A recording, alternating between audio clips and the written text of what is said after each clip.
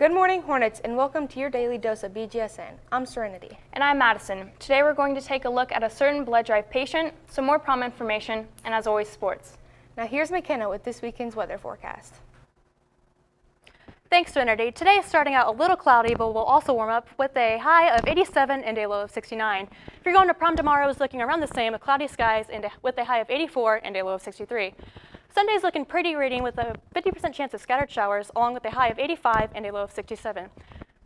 Monday will be around 89 and the low will be 67. That's all for this eventful weekend's weather. Back to you guys at the desk.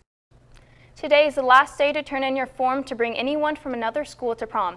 If you have it, please turn in tomorrow by the end of the day. There is a lot happening during prom. Here's Garrett with that information.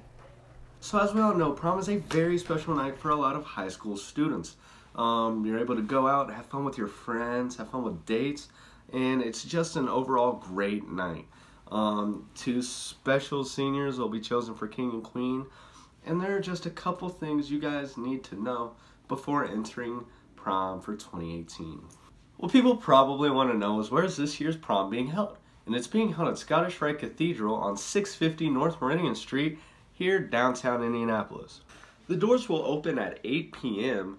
and you will be handed a voting ballot right when you walk through the door.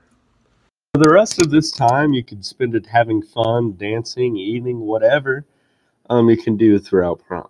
The announcement for prom king and queen will be announced at 10:30, so make sure to get your vote in before that. After this, you have 30 minutes just to hang out. Prom officially ends at 11. However, there is an after prom. Here's Ms. Fangman on more.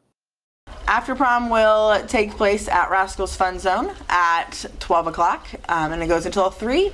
It's just a bunch of time of hanging out with your friends, riding go-karts, playing laser tag, all sorts of good stuff. I hope everyone that goes has fun. From the Bgsn studio, I'm Garrett Norcross for Bgsn. The blood drive affects a lot of people, some closer to you than you may have thought. Here's Cody with someone many people may not know about. BGHS held the annual blood drive last Friday. Many volunteers, including teachers and staff, came together to give blood. I got more information with Mr. Starks on how much blood was donated, where the blood will go, and how it benefited those students and staff. At the blood drive, they collected 79 usable pints of blood. So I think there was 86 or so pints donated, but for or attempted to donate, and for any reason they couldn't use those. So either it was a partial donation, or during the screening process they found out that they couldn't donate. But at the end of the day, 79 pints that they did not have before. Mr. Starks gives me a brief description on where the blood will go. So, I mean, I don't know specific location where it goes, but the Red Cross has a pretty intricate system for storing and shipping blood to needed areas. So it goes into a container, it goes on a truck, and then it goes directly to a facility that can store the blood for a longer term. He also tells me how he thinks it'll benefit those students and staff who gave blood. So I think the blood drive, I think it's a neat event because you're not asking for money. I mean, you're literally asking for somebody to take time and get a needle poked in their arm, and it's, for some, it maybe is a little bit of an uncomfortable experience. But I think people donate for any number of different reasons, and some of it's personal. Either they know somebody who's needed a blood transfusion or who's gone through cancer and needed blood, so they recognize the need. Others just want to do something good, and it feels good to donate. And really, blood is something that I think a lot of people don't think about how important it is, or how much somebody might need.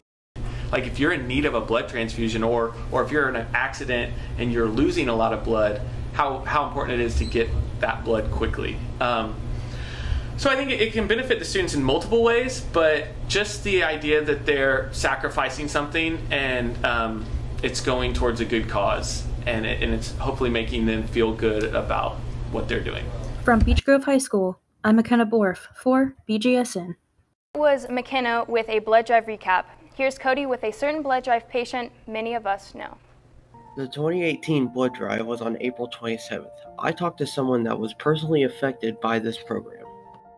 Well, last April, I became very ill, and it comes to find out I have a disease called vasculitis, and it means my vessels, they become inflamed and I bleed out into my lungs. And so I lost a lot of blood, and I had to be put on a bunch of steroids, and now I have to take chemo every 6 months. But I had to get the blood twice while I was in the hospital. And now, since O negative isn't very available to me, I have to get iron infusions to help me regain blood. Miss Hacker sent an email to everybody, thanking them for donating, saying, "I personally would like to thank everyone that gave blood, or that tried to give.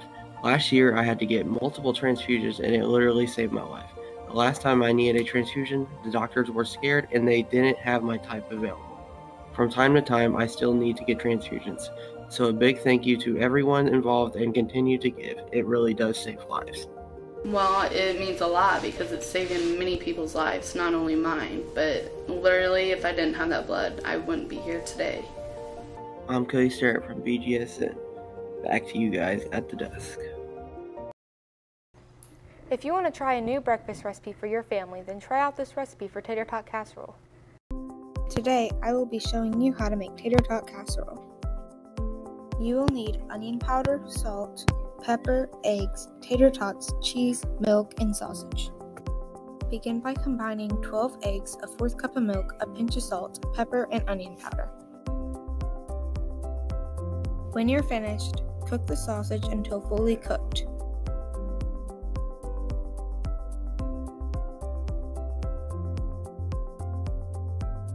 Now combine the egg mixture and sausage into a baking dish.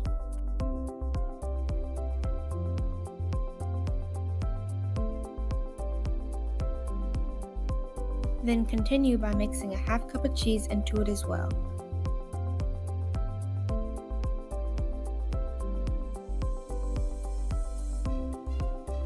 Finally, you will cover the top of the casserole with a layer of tater tots.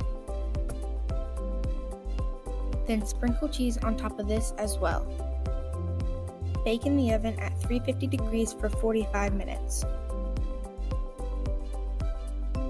Then take it out and enjoy.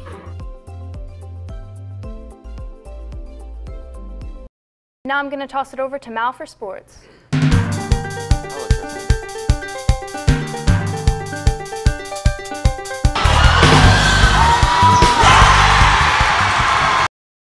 Hello Hornets and welcome to sports.